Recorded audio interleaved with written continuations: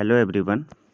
तो आज का जो हमारा सेशन होगा वो बायोलॉजी प्लस केमिस्ट्री दोनों के लिए कॉम्बो सेशन है ये, क्योंकि ये जो प्रश्न है ये बायोलॉजी में भी पूछा जाता है और केमिस्ट्री में भी पूछा जाता है। स्पेशली मैं क्लास 12th के विद्यार्थियों की बात कर रहा हूँ। 10th में भी उनके बायोलॉजी में है, लेकिन क्लास 12th में जो है ये बायोलॉजी में भी है और जो है केमिस्ट्री में भी है, और दोनों के पॉइंट ऑफ व्यू से बहुत महत्वपूर्ण, हर साल दोनों में पूछा जाता है। तो हम इसे केवल बायो के विद्यार्थी ही नहीं, मैथ के भी विद्यार्थी इस सेशन को देखकर ही जाएंगे। इस सेशन का नाम है डीएनए फिंगरप्रिंटिंग। डीएनए फिंगरप्रिंटिंग कितना महत्वपूर्ण है, इसकी उपयोगिता को बायोलॉजी के स्टूडेंट्स जानते होंगे। जो पढ़ने वाले बच्चे होंगे उनको पता है कि डीएनए फिंगरप्रिंटिंग ये बहुत ही ज़्यादा महत्वपूर्ण सेशन है, और ये लगभग हर साल जो है बोर्ड परीक्षा में पूछा जाता है, उनके बायोलॉजी में भी, और जैव अणु का चैप्टर जो है उसमें केमिस्ट्री में भी जो है डीएनए फिंगरप्रिंटिंग 101% आता है। ठीक है, तो इसलिए जो है आप इस सेशन को बहुत ही अच्छे से पढ़ के जाइएगा, और परीक्षा में जो है एकदम जिस तरह से आप पढ़े रहेंगे, समझे रहेंगे, वहीं आपको लिख कर आना है और पूरे नंबर लेकर आएंगे। और अगली बात जो मैं आपसे कहना चाहता हूं कि यदि आप चैनल पर नए हैं तो तुरंत सब्सक्राइब कर लीजिए, वीडियो को लाइक कर दीजिए, और जो है वीडियो को अपने सभी दोस्तों तक ज़्यादा से ज़्यादा इसे शेयर करिए और क्लास 12th के विद्यार्थियों के जो मॉडल पेपर हैं बायोलॉजी के वो अपलोड हो चुके हैं। क्लास 12th के जो मैथ के विद्यार्थी हैं उनके भी जो है मॉडल पेपर अपलोड हो चुके हैं। किस प्रकार का प्रश्न उनके परीक्षा में पूछा जाएगा, हूबहू जो है पेपर मॉडल बायोलॉजी और मैथ दोनों का मैंने अपलोड कर दिया है।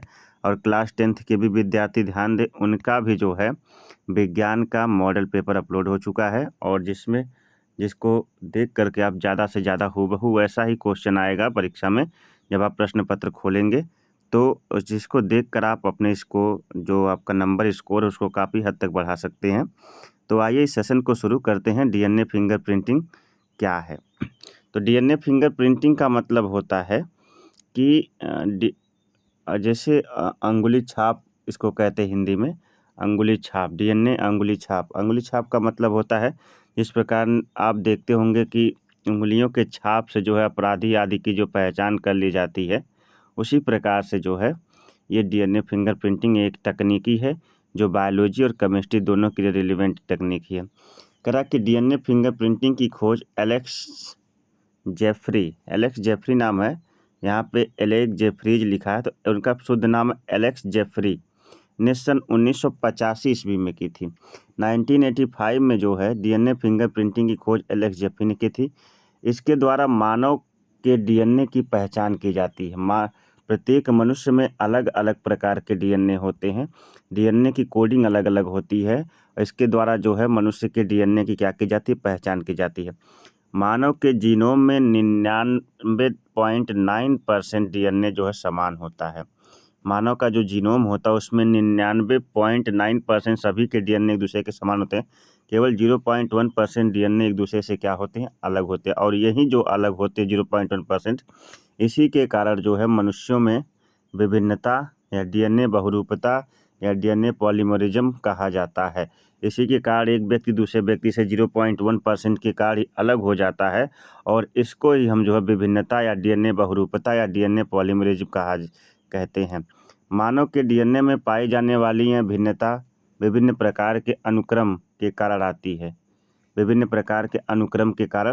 है, जिन्हें पुनरावृत्ति अनुक्रम कहते हैं। यानी कहने का मतलब, जिस हिसाब से nucleotides adenine, guanine, thymine, cytosine एक कह सकते हैं कि सीक्वेंस में रखे जाते हैं, वे सीक्वेंस अगर बदल जाता है तो फिर क्या होता है, एक व्यक्ति से दूसरे व्यक्ति में भिन्नता उत्पन्न हो जाती है।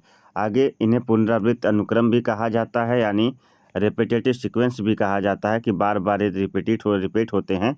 यह अनुक्रम बार बार दोहराए जाते हैं, इसलिए इनको पुनरावृत्त अनुक्रम भी कहते हैं। इन न्यूक्लियोटाइड्स के जो अनुक्रम हैं वो बार बार दोहराए जाते हैं, इस कारण से इन्हें हम क्या कहते हैं, इस कारण से हम इन्हें जो है रिपीटिव जो है अनुक्रम कहते हैं। डीएनए फिंगरप्रिंटिंग का सिद्धांत आइए जानते हैं। डीएनए फिंगरप्रिंटिंग का सिद्धांत। वीडियो पसंद आ रहा है तो लाइक कर दीजिएगा, चैनल पर नए हैं तो जरूर सब्सक्राइब कर लीजिएगा, और सब्सक्राइब तो जरूर कर लीजिएगा और बेल आइकन को भी ऑन कर लीजिएगा। Principle of DNA fingerprinting. DNA fingerprinting के सिद्धांत क्या है? डीएनए फिंगरप्रिंटिंग के सिद्धांत के बारे में अधिक जानने के लिए पहले हमें डीएनए में के बारे में थोड़ा संक्षेप में जानना होगा। इसकी वीडियो हमने अपलोड की है वाटसन और क्रिक का डीएनए मॉडल। डीएनए बहुत ही विस्तृत वीडियो स्टडी सिविल क्लासेस पर आपको मिल जाएगी। आप जो है चैनल को सब्सक्राइब करिए और सभी वीडियोज में जा करके हमारे सारी वीडियोज को एक पढ़िए, आप परीक्षा के लिए बिल्कुल एलिजिबल हो जाएंगे। डीएनए में 2 प्रकार के अनुक्रम पाए जाते हैं। कितने प्रकार के? 2 प्रकार के। पहला, कुछ अनुक्रम ऐसे होते हैं जो प्रोटीन के कूट लेखन, जिसको कहते हैं कोडिंग ऑफ प्रोटीन, में भाग लेते हैं, जिसको एक्सॉन कहते हैं। जो प्रोटीन के कूट लेखन में भाग लेते हैं उन्हें हम एक्सॉन कहते हैं। तथा कुछ अनुक्रम ऐसे होते हैं जो डीएनए प्रोटीन के अनुलेखन में जो सामान्य प्रोटीन के अनुलेखन में भाग लेते हैं उन्हें एक्सॉन कहा जाता है। क्या कहा जाता है? एक्सॉन।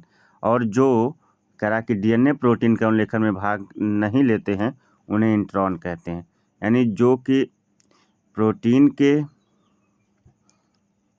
कूट लेखन में भाग लेते हैं उन्हें एक्सॉन कहते हैं, और जो प्रोटीन के कूट लेखन में भाग नहीं लेते उन्हें क्या कहते हैं? इंट्रॉन कहते हैं। क्या कहते हैं? इंट्रॉन कहते हैं। और जो है आगे जो है डीएनए का अधिकतर भाग इंट्रॉन से ही बना होता है। मतलब कि अनुवांशिक प्रोटीन बनाने का काम एक्सॉन करते हैं, और जो अनुवांशिक प्रोटीन बनाने में अपनी भूमिका नहीं अदा करते उन्हें इंट्रॉन कहते हैं। और डीएनए का अधिकांश भाग इंट्रॉन कहलाता है। इंट्रॉन के पुनरावृत्त अनुक्रम में पाए जाते हैं जो डीएनए की पहचान करने का आधार होते हैं। इंट्रॉन से ही क्या होता है? डीएनए की पहचान होती है। डीएनए फिंगरप्रिंटिंग के लिए 4 प्रकार के डीएनए फिंगरप्रिंटिंग के लिए 4 प्रकार के अनुक्रम काम में लाए जाते हैं, जिनको डीएनए मार्कर भी कहा जाता है। और वे 4 प्रकार कौन कौन से, आइए आपको दिखाते हैं। ध्यान दीजिएगा। कह रहा कि प्रतिबंधन खंड लंबाई, बहुरूपता, रिस्ट्रिक्शन और फ्रेगमेंट्स लेंथ पॉलीमरेज्म। अब ये 4 प्रकार के कौन कौन से खंड हैं अभी आगे आपको पता चलेगा। डीएनए को रिस्ट्रिक्शन एंडोन्यूक्लियेज एंजाइम के द्वारा छोटे छोटे खंडों में काटा जाता है। इसको आणविक, देखिए भाई, रिस्ट्रिक्शन एंडोन्यूक्लियेज एंजाइम को आणविक कैंची भी कहते हैं, जो डीएनए खंडों को काटता है, बांटता है छोटे छोटे खंडों में। ठीक है, तो वहीं करेक्ट, डीएनए को रिस्ट्रिक्शन एंडोन्यूक्लियेज एंजाइम द्वारा छोटे छोटे खंडों में बांटा जाता है। डीएनए में पाई जाने वाली विभिन्नता के कारण रिस्ट्रिक्शन एंडोन्यूक्लियेज एंजाइम के द्वारा अलग अलग आकार, अलग अलग संख्या में डीएनए को काटा जाता है। कह रहा कि डीएनए में जो भिन्नता होती है ना, उसी के द्वारा जो है रिस्ट्रिक्शन जो एंडोन्यूक्लियेज एंजाइम होता है, डीएनए को अलग अलग भाग में क्या करता है?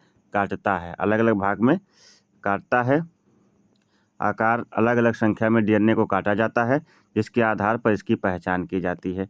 यानी अलग अलग खंडों में एंडोन्यूक्लियेज इसको काट देता है और इसकी क्या करता है? फिर पहचान करता है। जैसे उदाहरण के लिए 2 व्यक्ति हैं। कितने व्यक्ति हैं?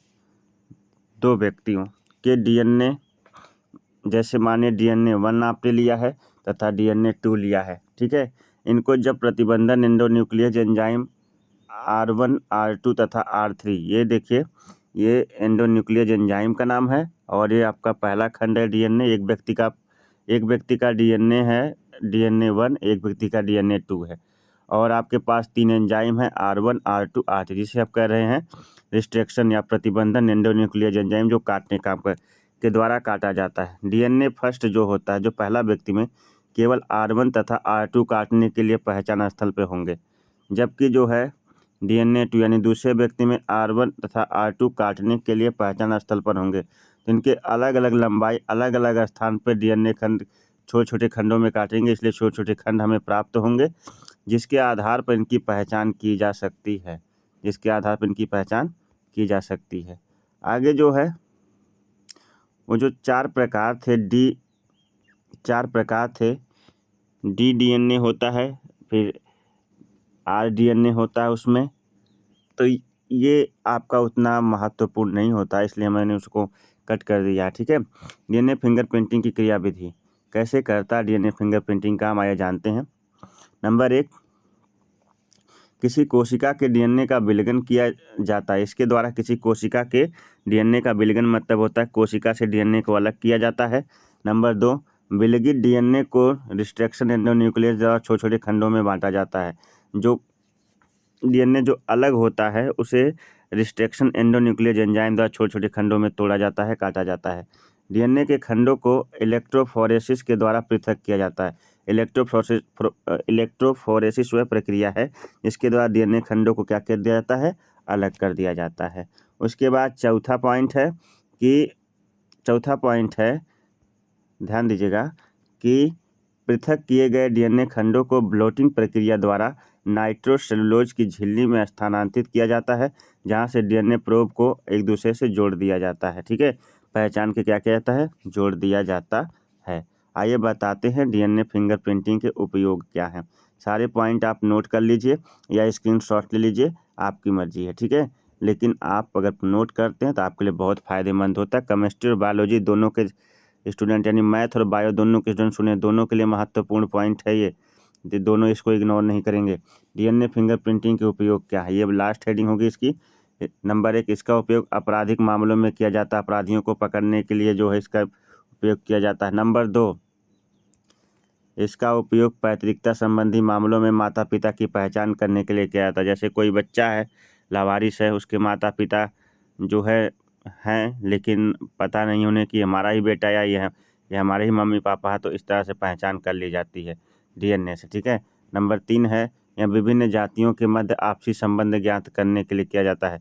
आपसी संबंध का मतलब होता है कि विभिन्न जातियों के मध्य जो है लोग एक दूसरे से जुड़े रहते हैं और उस आपसी संबंध को बताने में इसका उपयोग किया जाता है।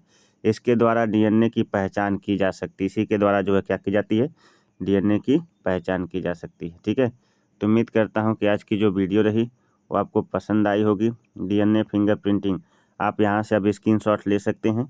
अब मैं स्क्रीनशॉट लेने का मौका दे रहा हूँ, तो आप पहले इसको ले लीजिए, फिर उसके बाद जो है, जी हाँ, फिर आप इसका ले लीजिए। स्क्रीनशॉट लेते चलिए सबका, आपके लिए बड़े काम की चीज़ है ये।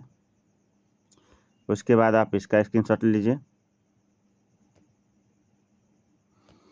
स्क्रीनशॉट लेकर पढ़िएगा और बहुत ही मेहनत से पढ़िएगा इस टॉपिक, क्योंकि बहुत ही ज़्यादा महत्वपूर्ण टॉपिक है। और यहाँ पे इसका स्क्रीनशॉट आप ले लीजिए, फिर ये, ठीक है। अब यहीं से ये टॉपिक हो जाता है समाप्त। तो आज का सेशन कैसा लगा कमेंट बॉक्स में लिख दीजिएगा, अच्छा लगा हो तो, और अच्छा लगा हो तो लाइक भी कर दीजिएगा। और हाँ, वीडियो को ज़्यादा से ज़्यादा शेयर करिए, जिन दोस्तों तक शेयर करिए उनसे भी चैनल को सब्सक्राइब करने के, क्योंकि हम एक छोटा सा टारगेट जिसे हम पूरा करने वाले हैं, तो उसके लिए काफ़ी सब्सक्राइबरों की आवश्यकता है हमें। तो आप लोग हमारे परिवार का एक हिस्सा हैं, आप ही लोग हमें सपोर्ट करेंगे। तो आप ज़्यादा से ज़्यादा आप जो है लोगों से चैनल को सब्सक्राइब कराएँ, और वीडियो अच्छी लगी हो तो लाइक कर दीजिएगा और अपने दोस्तों तक ज़रूर शेयर कर दीजिएगा। और एक महत्वपूर्ण ये सेशन है जो बायोलॉजी और मैथ दोनों विद्यार्थियों के लिए बहुत ही ज़्यादा महत्वपूर्ण है। तो इसको दोनों विद्यार्थी जो है, चाहे बायोलॉजी को चाहे मैथ को, सीरियसली इसको पढ़िएगा। और ये बोर्ड की परीक्षा में 101% आना ही आना है, इसलिए मैं इस टाइम में इस टॉपिक को ले रहा हूँ पेपर से 1-2 दिन पहले, क्योंकि ये बहुत ही महत्वपूर्ण है। तो मिलते हैं एक नई वीडियो के साथ, और अगली वीडियो जो आपकी होगी पीसीआर, पॉलीमेरेज चेन रिएक्शन। ठीक है, ये टॉपिक का वीडियो बायोलॉजी कक्षा 12 के छात्रों के लिए आ रही है और कक्षा 10 के छात्रों के लिए भी है ये महत्वपूर्ण। पीसीआर किसे कहते हैं, पॉलीमेरेज चेन रिएक्शन क्या होती है। ठीक है, अगली वीडियो आपको उससे मिलेगी। मिलते हैं उस वीडियो के साथ, तब तक के लिए आप सभी को नमस्कार, बाय बाय, जय।